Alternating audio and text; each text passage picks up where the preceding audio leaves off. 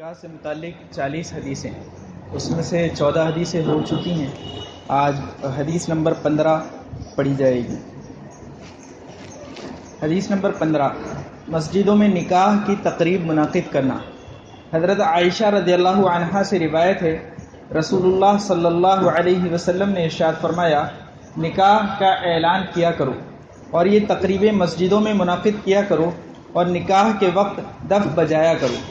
تو نکاح کو مسجد میں کرنا چاہیے. آج بھی بعض مسلمان نکاح مسجد میں تو کرتے ہیں، لیکن ان کا مطلب صرف اتنا ہوتا ہے کہ نکاح کا جو ایجاب و قبول ہے وہ مسجد میں ہو جائے، باقی دھما چوکڑی گھر پہ کر لیں گے. تو اصل یہ نہیں ہے، اصل یہ ہے کہ نکاح مسجد میں کرو. یہاں پر گواہ آ گئے اور وہ جو ایجاب و قبول ہوتا ہے بس وہی نکاح ہوتا ہے، اس کے علاوہ نکاح میں کچھ نہیں ہوتا. لڑکی والوں کی طرف سے کوئی دعوت یا کوئی انتظام کچھ نہیں ہوتا. اگر کچھ ہوتا ہے تو وہ ولیمہ ہے اور وہ لڑکے والوں پر ہے، اور وہ نکاح والے دن نہیں، وہ اگلے دن ہوتا ہے. تو یاد رکھیے کہ نکاح کو مسجد میں کرنے کے لیے حضرت نبی کریم صلی اللہ علیہ وسلم کا ارشاد ہے کہ نکاح مسجد میں کیا کرو. اس سے اعلان بھی ہو جاتا ہے خود ہی کہ جب نکاح مسجد میں ہوگا تو جتنے نمازی ہوں گے یا جتنے لوگ اس میں سے رہ جائیں گے، ٹھہر جائیں گے، تو ان سب کے سامنے گویا اعلان ہو جائے گا کہ اس خاندان والے بچے کا اس خاندان والی بچی سے نکاح ہو گیا. تو نکاح کو مسجد میں کرنے کا سے جو مراد ہے وہ یہ ہے کہ مسجد میں جو ایجاب و قبول کیا جائے بس اسی پر اکتفا بھی کیا جائے، اور آگے جو جھمیلے پال رکھے ہیں اس کو جتنی جلدی امت چھوڑ دے گی انشاءاللہ بڑے نفع میں رہے گی. ولیمے یا نکاح یا کسی اور خوشی میں اگر دف بجا کر ایسے لوگ گا لیں جو محل شہوت نہیں ہے. پچھلی بار دف کے بارے میں کچھ بتا چکا ہوں کہ دف بجانے سے کیا مراد ہے اور کتنی اجازت ہے.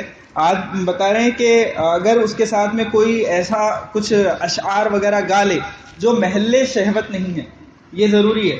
یعنی ایسے لوگ نہ ہوں کہ جن کی آواز سن کر شہوت پیدا ہوتی ہو. یعنی بیریش جو لڑکے ہوتے ہیں تو ان کا گانا جائز نہیں، یا عورتیں وغیرہ ان کا تو ویسے بھی جائز نہیں کہ آواز کا بھی ان کے پردے کا اہتمام کرنا ضروری ہوتا ہے. تو اگر محل شہوت ہوں گے تو پھر جائز نہیں ہے. لیکن دف کے علاوہ نہ کوئی باجا جائز ہے اور نہ عورتوں کا گانا.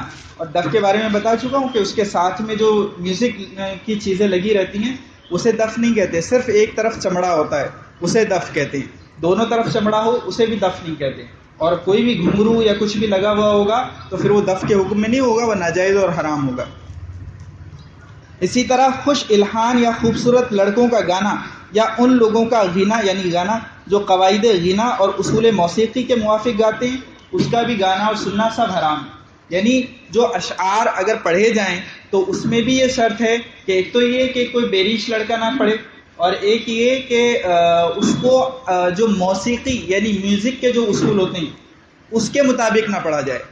اب ایک فطری انداز میں اس کو پڑھ لیا جائے تو اس کی گنجائش ہو سکتی ہے، لیکن موسیقی کے باقاعدہ جو اصول بنے ہوئے ہیں، ہمارے یہاں تو نعت بھی ان کی پسند کرتے ہیں کہ جو میوزک کے انداز میں پڑھتے ہیں، اور میوزک باقاعدہ ساتھ بجتا ہے تو وہ کہتے ہیں کہ نعت پڑھ رہے ہیں.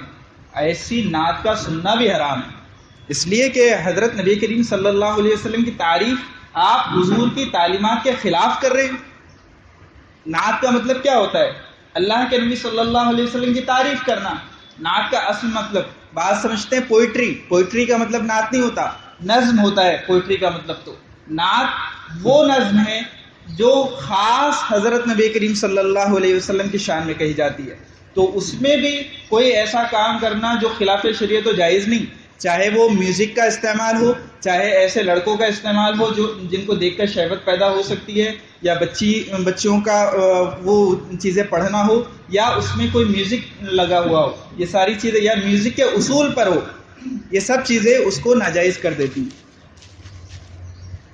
حدیث نمبر 16، نکاح میں گواہوں کی اہمیت. حضرت ابن عباس رضی اللہ عنہما سے روایت ہے، حضرت نبی کریم صلی اللہ علیہ وسلم نے ارشاد فرمایا کہ زنا کرنے والی وہی عورتیں ہیں جو نکاح کرتی ہیں بغیر گواہوں کے. تو اس لیے پہلے بھی ایک حدیث آ چکی ہے کہ جو کھلم کھلا کیا جاتا ہے تو وہ نکاح ہوتا ہے، جو چھپ کر کیا جاتا ہے وہ تو زنا ہوتی ہے. اس لیے شرط ہے کہ کم سے کم 2 مرد بالغ مسلمان گواہ ہوں نکاح کے. اگر نہیں ہے تو وہ نکاح نہیں ہو سکتا.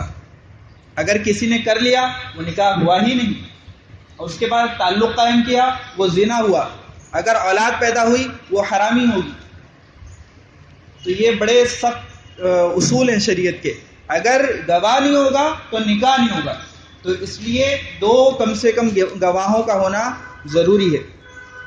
اس حدیث کی بنا پر جمہور کا مسلک یہ ہے کہ بغیر شرعی گواہوں کے نکاح منعقد نہیں ہوتا. نکاح میں دو شرعی گواہ بالاجماع ہیں. میں نے وہ شرعی گواہ کی تعریف بتلا دی کہ بالغ بھی ہوں، مسلمان بھی ہوں، کم سے کم دو مرد ہوں، یعنی مرد بھی ہوں، بالغ بھی ہوں، مسلمان بھی ہوں. ویسے عربی میں جب بالغ کہا جاتا تو تبھی مرد مراد ہوتا ہے. بلوغت سے پہلے مرد کہا ہی نہیں جاتا عربی میں اسے. حدیث نمبر 17 ولی کی اجازت. حضرت ابو موسیٰ رضی اللہ عنہ سے روایت ہے، رسول اللہ صلی اللہ علیہ وسلم نے ارشاد فرمایا نکاح درست نہیں ہوتا بغیر ولی کی اجازت کے. جو ولی ہوتا ہے تو باپ یا جو بھی، اگر باپ نہیں ہے تو دوسرے جو رشتہ دار اس کے اقارب ہوتے ہیں، اس میں سے جو ولی ہوتا ہے لڑکی کا، اگر وہ اجازت نہیں دے رہا تو نکاح کرنا درست نہیں ہے. اور اس میں ویسے ذرا تفصیل ہے، تو وہ اگر کوئی ایسی ضرورت پیش آئے تو اپنے یہاں علماء کرام سے اس کو تفصیل پوچھ سکتے ہیں. حدیث نمبر 18 حضرت ابو ہریرہ رضی اللہ عنہ سے روایت ہے، جب حضرت نبی کریم صلی اللہ علیہ وسلم کسی کو نکاح کرتے ہوئے دیکھتے تو اسے یہ دعا دیتے، بارک اللہ و بارک علیک و جمع بینکما فی خیر. اللہ مبارک کرے، تم پر برکت نازل فرمائے اور خیر و بھلائی کے ساتھ تم دونوں کو جمع کرے. آج کل ہم نے یہ سنت بھی چھوڑ دی. جب یعنی باقاعدہ ایک تو یہ پتہ نہیں کہاں سے آیا کہ جب نکاح ہو جاتا ہے تو اس کے بعد سب اس سے گلے ملتے ہیں. پہلے اس کے ساتھ ہی آئے، اب گلے مل رہے ہیں.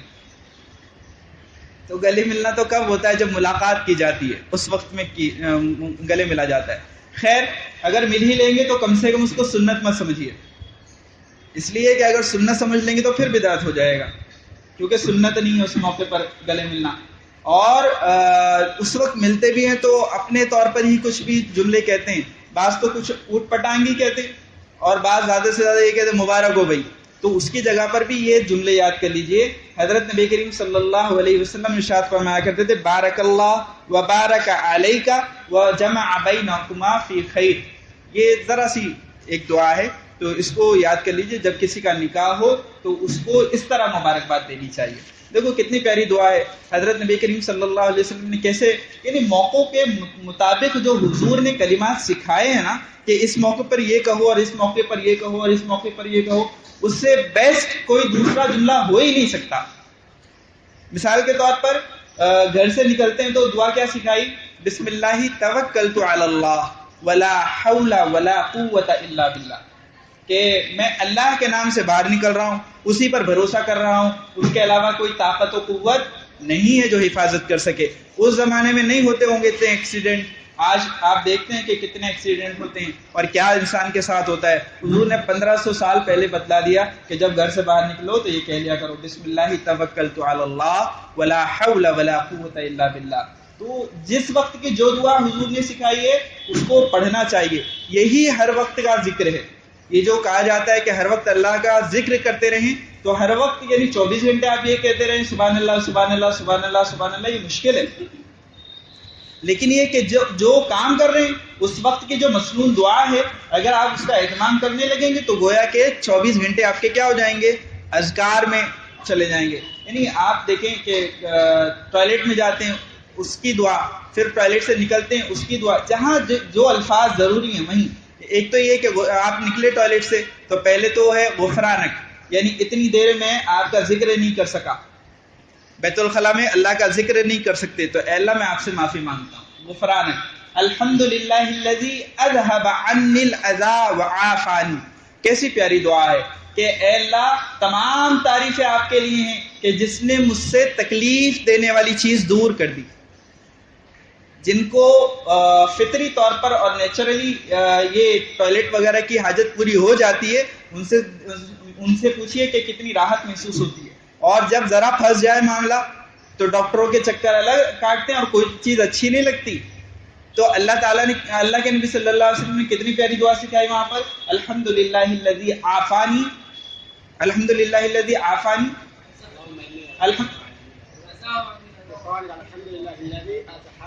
الحمدللہ الذی اذھب عنی الاذی وعافانی.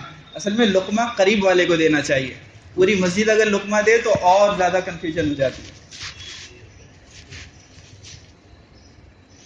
حدیث نمبر 18, حضرت ابو ہریرہ رضی اللہ عنہ سے روایت ہے, جب حضرت نبی کریم صلی اللہ علیہ وسلم کسی کو نکاح کرتے ہوئے دیکھتے تو یہ دعا فرماتے, بارک اللہ و بارک علیک و جمع بینکما فی خیر. حدیث نمبر 19, رسول اللہ صلی اللہ علیہ وسلم کی بیویوں کا مہر. حضرت ابو سلمہ بن عبد الرحمن سے روایت ہے, وہ فرماتے ہیں کہ میں نے حضرت عائشہ یعنی حضرت نبی کریم صلی اللہ علیہ وسلم کی زوجہ محترمہ سے دریافت کیا کہ رسول اللہ صلی اللہ علیہ وسلم کا مہر کتنا تھا. انہوں نے فرمایا آپ کی بیویوں کا مہر 12 اوقیہ چاندی یعنی 500 درہم تھا, اور آج کے زمانے کے حساب سے 1 درہم 3 گرام اور 61 یعنی 61 ملی گرام اور 8 مائکرو گرام کا ہوتا ہے. تو اس اعتبار سے دیکھ لیا جائے کہ اتنا تھا. اور مہر کے معاملے میں ایک چیز اور یاد رکھیے کہ ہمارے معاشرے میں اکثر یہ ہے کہ مہر نہیں ادا کرتے. کروڑ پتی آدمی ہے, لکھ پتی آدمی ہے, کئی لاکھ تو وہ ولیمے میں خرچ کرتا ہے, لیکن اگر 10,000 مہر بندے وہ بھی نہیں ادا کرتے.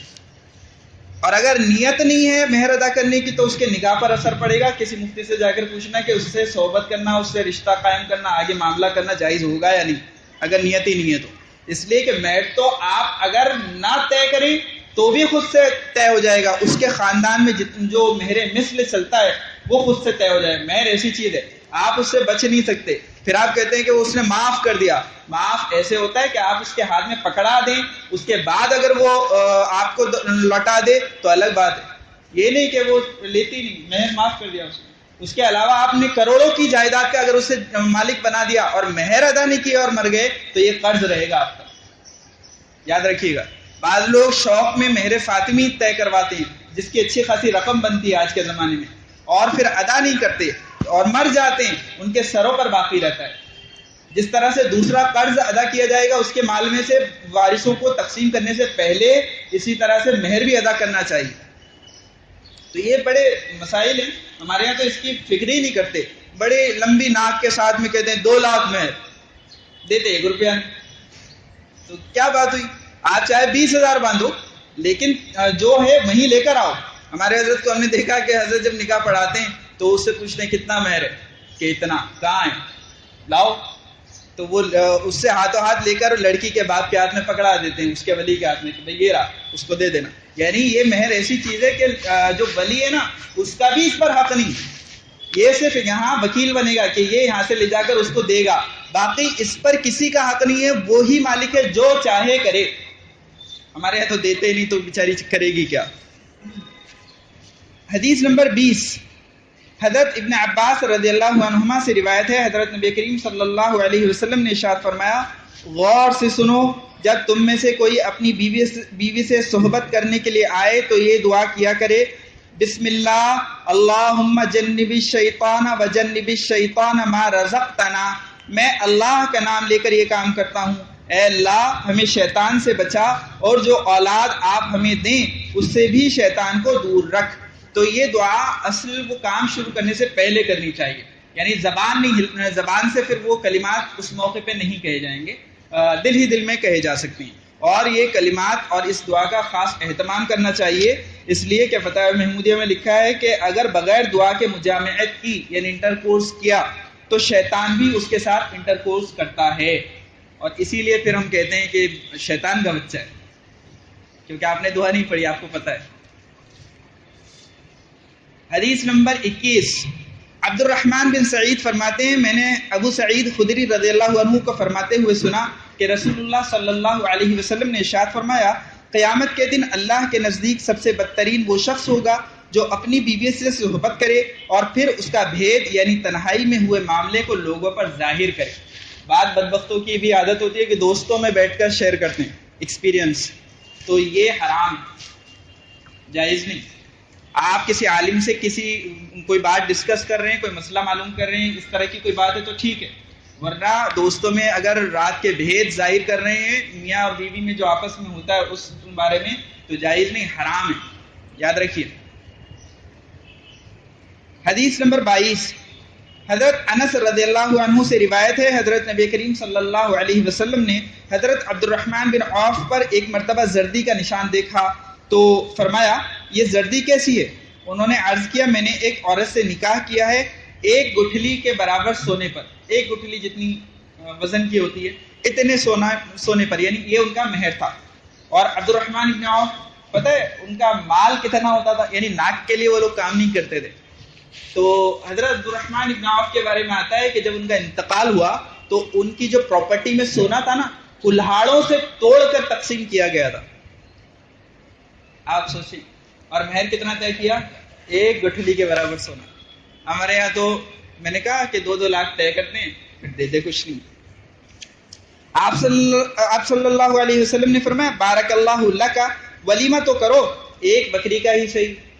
یعنی ایک بات اس حدیث میں اور سمجھنے کی ہے کہ عبد الرحمن بن عوف مدینے میں موجود ہیں، حضرت نبی کریم صلی اللہ علیہ وسلم مدینے میں موجود ہیں، لیکن انہوں نے اپنی سادگی کی بنا پر اتنا بھی ضروری نہیں سمجھا کہ حضور آپ ہی میرا نکاح پڑھائیں گے۔ ہم تو کہتے ہیں فلانی جگہ سے آئیں گے وہ اللہ والے، وہی میرا نکاح پڑھائیں گے، اور باقاعدہ فخر کے طور پر کہتے ہیں میرا نکاح فلانے نے پڑھایا تھا۔ تو یہ جو طریقہ ہے یہ صحابہ والا طریقہ نہیں ہے۔ یہ بعض لوگ انتظار کرتے ہیں وہ فلانی جگہ وہ پروگرام ہوگا تب میں نکاح کروں گا، تو یہ کوئی شرعی مسئلہ نہیں ہے، سمجھے؟ عبد الرحمن ابن عوف جیسے صحابی جو عشرہ مبشرہ میں سے ہی ان کا عمل ہے، اور حضرت نبی کریم صلی اللہ علیہ وسلم سے نیک کون ہو سکتا ہے؟ آپ کہیں کہ اس لیے کرتے ہیں کہ برکت ہو نکاح میں، تو حضور سے زیادہ برکت والا نکاح کس کا ہو سکتا ہے کہ حضور کسی کا نکاح پڑھائیں؟ لیکن انہوں نے یہ اہتمام نہیں کیا۔ حضور نے ان کے کپڑوں پر ایک رنگ دیکھا جو اس زمانے میں خوشبو کے طور پر عورتیں لگایا کرتی تھی، جیسے ہمارے یہاں پر اگر کسی کے بڑا بال ہو اور ابھی اس کی شادی نہ ہوئی ہو تو اسے پوچھتے بھائی یہ کیا ہے، تو اس طرح سے پوچھا حضور نے کہ یہ رنگ کیسا ہے، تو تب بتلایا کہ میں نے نکاح کیا۔ تو اب حضور فرما رہے ہیں کہ ولیمہ تو کرو چاہے ایک بکری کا ہی صحیح۔ اب یہ بھی معلوم ہو گیا کہ ایک بکری سے بھی ولیمہ ہو جاتا ہے، وہ بھی عبد الرحمن ابن عوف کا، ضروری نہیں کہ آپ 100 بکرے ذبح کریں، اس کے لیے یہ بھی ضروری نہیں کہ آپ باقاعدہ اسٹارٹر بھی رکھیں، پھر مین کورس بھی ہو اور پھر اس کے بعد ڈیزرٹ بھی ہو۔ اب تو ویلکم کی ڈشز بھی چلنے لگی، جوس وغیرہ چلنے لگے، اور وہ بچوں والی پلٹن تو وہیں کھڑی رہتی ہے۔ تو یہ جو طریقہ ہے نا یہ مسلمانوں کے طریقے نہیں ہیں۔ حضرت نبی کریم صلی اللہ علیہ وسلم کا طریقہ کیا تھا کہ حضور نے فرمایا ولیمہ کرو چاہے ایک بکری کا ہی صحیح، اور اس میں یہ بھی ضروری نہیں کہ پکا کر کھلائیں، آج چاہے تو گوشت تقسیم کر دیں تو بھی ولیمہ ہو گیا آپ کا۔ حضور نے ایک دفعہ نکاح کیا اور سفر میں تھے آپ، تو آپ نے دسترخوان بچھایا اور کہا کہ محمد کا ولیمہ ہے، اپنے اپنے آپ کے پاس جو کچھ ہے آج کے زمانے میں سمجھے اپنے اپنے ٹفن لے آؤ، اور ہو گیا ولیمہ۔ ایک نکاح کیا آپ نے، اس میں آپ نے ایک ایک گلاس لسی پلا دی، ہو گیا ولیمہ۔ ہم کہاں جھمیلے پالتے ہیں، اور نہ کریں تو دنیا میں کیسے پریشان کرتے ہیں، خاص طور پر لڑکی والا اس کو، یعنی میں نے کہا کہ لڑکی والوں کے ذمہ تو کچھ ہے ہی نہیں، اس کو ہم کتنا پریشان کرتے ہیں۔ ہم اسے کہتے ہیں اتنے آئیں گے باراتی، پھر یہ بھی کہتے ہیں کہ اتنی والی پلیٹ ہونی چاہیے کم سے کم، اور پوچھ لیتے ہیں کہ مینیو تو بتاؤ مینیو کیا کیا ہے۔ یعنی کتنے نکاح اس لیے کینسل ہو جاتے ہیں کہ ان کا مینیو اس سے میچ نہیں کر رہا۔ ہمارا اسٹیٹس، بھکاری ہو گھر پہ کھانے کو نہیں ملتا تمہیں، تو یہ اسلامی طریقہ نہیں۔ جتنا ابھی عائشہ کے نام سے جو احمد آباد میں معاملہ ہوا سب اس کو پڑھ رہے ہیں اور سن رہے ہیں، لیکن جو اصل مسئلہ ہے اس پر غور نہیں کر رہے ہیں۔ اصل مسئلہ یہ ہے کہ یہ خرافات ختم کیجیے تاکہ کسی اور عائشہ کو یہ نوبت نہ آئے۔ البتہ خودکشی کرنا کسی حالت میں جائز نہیں، کسی حالت میں جائز نہیں۔ آخری درجہ ایسا موقع آ جائے کہ جب آپ کی زندگی دوبھر ہو جائے، آپ جی نہیں سکتے، ایسی حالت ہو گئی، تو اس موقع کے لیے شریعت نے طلاق رکھی ہے۔ طلاق ہنسی کھیل کے لیے نہیں ہوتی، ایسے موقعوں کے لیے ہوتی ہے۔ طلاق لے لے، اللہ تعالیٰ کہیں اور اس کا زندگی آباد کر دے گا انشاءاللہ۔ اللہ نے جو رخصت رکھی اس پر عمل کیجئے۔ خودکشی مسئلے کا حل نہیں ہوتی، شریعت نے کسی موقع پر اجازت نہیں دی۔ اور آپ اور ہم نے کیا حالات دیکھے ہیں، حضرات صحابہ کرام کے حالات دیکھیے، یعنی وہ جنگوں میں لڑ رہے ہیں، ان کا ہاتھ کٹ گیا، اپنے دوسرے ہاتھ سے اپنا ہاتھ اٹھا کر حضور کے پاس آ رہے ہیں، حضور میرا ہاتھ کٹ گیا۔ آپ امیجن کر سکتے ہیں کبھی؟ سامنے ایک صحابی ہے اور اس کے سامنے اس کا باپ ہے جو مشرک ہے، اور یہ صحابی اس کی گردن اتار دیتا ہے، آپ امیجن کر سکتے ہیں کبھی؟ اس سے زیادہ حالات ہیں ہمارے۔ ابھی تو حالات ہمیں دکھائے نہیں اللہ نے، اور اللہ تعالیٰ کبھی ہمیں ایسی آزمائش میں نہ ڈالے، لیکن یہ کہ حالات سے گھبرا کر ایسے اقدام کرنا، اس کا جواز نہیں ہو سکتا۔ بہت بچیاں پریشان ہوتی ہیں، ایسا نہیں کہ ایک ہی بچی پریشان تھی، کتنی بچیاں ایسی ہیں کہ اپنے ماں باپ کی عزت کے لیے یا اپنے گھر بار کو جوڑے رکھنے کے لیے وہ کیا کچھ نہیں برداشت کرتی۔ کتنے ناہنجار ایسے ہیں کہ ان کا نکاح کر کے لاتے ہیں، اور جیسے یعنی ان کی امیدیں بڑھتی رہتی ہیں کہ اور ملے اور ملے اور ملے، اور ان کو تنگ کرنا شروع کر دیتے ہیں۔ کتنے ناہنجار ایسے ہیں کہ جو خود کھاتے ہیں وہ اپنی بیوی کو نہیں کھلاتے، جو خود پہنتے ہیں وہ اپنی بیوی کو نہیں کھلاتے پلاتے پہناتے، تو لیکن اس کے باوجود اس مسئلے کا حل یہ نہیں ہے، یاد رکھیے۔ اور اس گناہ کا کرنے والا جو ہوتا ہے اس سے ہمدردی کی بھی ضرورت نہیں ہوتی، اس لیے جو گناہ کرتا ہے وہ ہمدردی کا مستحق نہیں رہتا، وہ تو اللہ کی نافرمانی کر رہا ہے۔ جو اللہ کی نافرمانی کر رہا ہے ہم اس سے کیسے ہمدردی جتا سکتے ہیں؟ ہاں، اس مسئلے میں کہ کوئی مظلوم ہے اور اس لیے اس نے کیا ایسا، وہ ایک الگ مسئلہ ہے۔ تو خیر اس وقت وہ پیش نظر نہیں ہے، ایک بات آ گئی تھی تو میں نے آپ کے سامنے ذکر کر دیا۔ اب ایک مسئلہ ہے ولیمے کا وقت، ولیمہ کب کیا جائے؟ تو حضرت ابن مسعود رضی اللہ عنہ سے روایت ہے، رسول اللہ صلی اللہ علیہ وسلم نے ارشاد فرمایا، نکاح کے بعد بطور ولیمہ پہلے دن کا کھانا حق ہے، یعنی ولیمہ اصلاً پہلے دن ہوتا ہے، شب زفاف گزاریں اور اس کے بعد اگلے دن ولیمہ کریں، اور دن میں کریں رات میں کریں، جو موقع آپ کو مناسب لگتا ہے کر سکتے ہیں آپ۔ نکاح کے بعد بطور ولیمہ پہلے دن کا کھانا حق ہے، دوسرے دن سنت ہے، اور تیسرے دن کا نام و نمود اور دکھاوے کے لیے ہے۔ اور جو دکھاوے کے لیے کوئی کام کرے اللہ تعالیٰ اس کے عمل کو قبول نہیں فرماتے، بلکہ چوراہے پر اس کا بھانڈا پھوڑ دیں گے۔ یہ حضرت مفتی سعید صاحب کا ترجمہ ہے کہ اس کو سر عام یعنی اس کی عزت اتار دیں گے، تو اس کا ترجمہ انہوں نے کیا کہ چوراہے پر کھڑا رکھ کر اللہ تعالیٰ اس کا بھانڈا پھوڑ دیں گے اگر دکھاوے کے لیے کام کر رہا ہے تو۔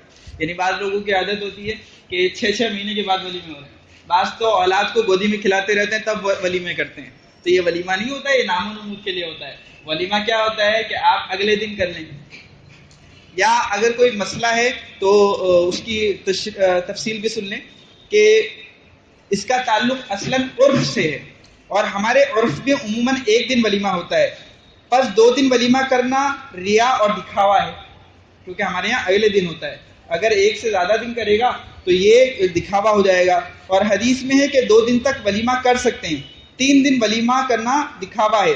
اور بخاری شریف میں ایک باب ہے جس میں ایک خاص چیپٹر ہے جس کا مطلب یہ ہوتا ہے کہ 7 دن تک ولیمہ ہو سکتا ہے، یعنی یہ لمٹ ہے کہ 7 دن تک ولیمہ ہو سکتا ہے۔ علامہ عینی اور علامہ اسقلانی نے اس باب کے تحت 7 دن تک ولیمہ کرنے کے متعدد آثار بیان کیے ہیں۔ آثار کہتے ہیں صحابہ کے اقوال کو، جیسے نبی کی باتوں کو حدیث کہتے ہیں، ایسے صحابہ کی باتوں کو آثار کہتے ہیں۔ تو جو کہ صحابہ کے آثار موجود ہیں 7 دن تک ولیمہ کرنے کے، اس لیے اس کی گنجائش ہو سکتی ہے۔ بعض دفعہ ایسا ہوتا ہے کہ کوئی نکاح اپنے یعنی نیٹو پلیس میں کرتا ہے اور ولیمہ اپنے یہاں شہر میں آ کر کرنا چاہتا ہے، تو اس میں 1-2 دن آگے پیچھے ہو جاتے ہیں، تو 7 دن تک کی گنجائش ہو سکتی ہے، اس سے زیادہ مناسب نہیں۔ اور ولیمے کا حکم کیا ہے وہ بھی سنیے۔ حدیث نمبر 24، حضرت ابن عمر رضی اللہ عنہما سے روایت ہے، رسول اللہ صلی اللہ علیہ وسلم نے ارشاد فرمایا، تم میں سے جب کوئی ولیمے میں بلایا جائے تو اس میں ضرور شریک ہو۔ یعنی ولیمہ ایک ایسی دعوت ہے، کوشش کرنی چاہیے کہ اگر کسی نے ہمیں بلایا ہے تو اس میں ہم ضرور شریک ہوں۔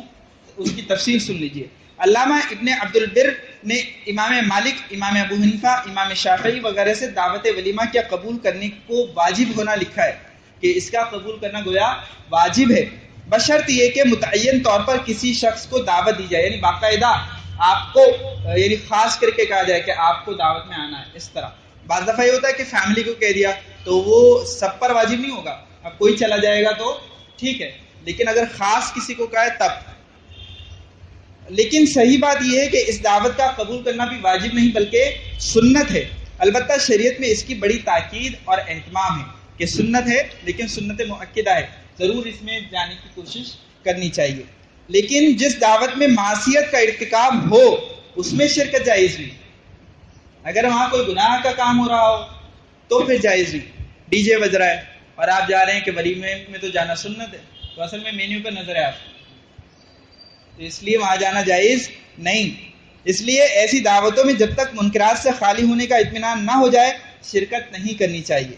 اگر سماج کے سمجھدار اور باشعور لوگ اپنے آپ کو ایسی دعوتوں سے دور رکھیں تو شاید معاشرے میں کچھ اصلاح ہو سکے۔